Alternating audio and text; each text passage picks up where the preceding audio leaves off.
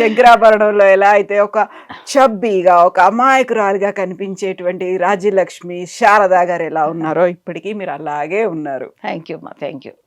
So first movie అది 'నూతన తార' పడడం అవును. కూడా భలే పడింది. రాజ్యలక్ష్మి అనేది 'నూతన తార' అని పడింది. అప్పటికి మీరు 10th క్లాస్ కంప్లీట్ చేశారు. అంతేనమ్మా. అంతే 10th క్లాస్ కాగానే సినిమాల్లోకి వెళ్ళాలి అనిపించింది. అందులోనూ విశ్వనాథ్ గారి సినిమా. విశ్వనాథ్ గారి సినిమా అనగానే ఆయన బోల్డ్ అన్ని చెక్ చేస్తారు. ఇలాంటి క్యారెక్టర్స్ ఉండాలి, లేకపోతే ఇలాంటి ఫీచర్స్ ఉండాలి, ఇలాగే లంగావోణి వేసుకొని ఉండాలి, ఇలాంటి జడ ఉండాలి, ఇలాంటివన్నీ చూస్తారు కదా. సో అవును. రాజలక్ష్మి గారిలో ఏం చూసారు ఇలా? రాజలక్ష్మి గారు మీరు చెప్పినవి అన్నీ చూస్తారు.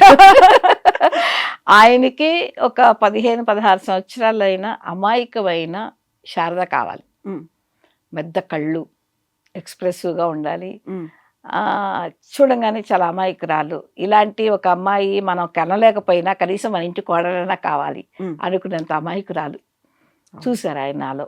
చూసి ఆ క్యారెక్టర్ సెలెక్ట్ చేశారు. ఉమ్. ఆడిషన్స్ కానీ మీకు ఏదో ఫ్లోర్ టెస్ట్లు ఇట్లాంటివి కూడా ఏం పెట్టలేదు అసలు? అలా ఏమీ చెప్పలేదు, కానీ ఆయన ఏం చేశారంటే నీకు తెలిసింది ఏదన్నా చెప్పు ఒక డైలాగు ఎక్కడన్నా చూసిందో విందో అన్నారు. అంటే ఎందుకు అలా అడిగారా అని నాకు తెలియలేదు.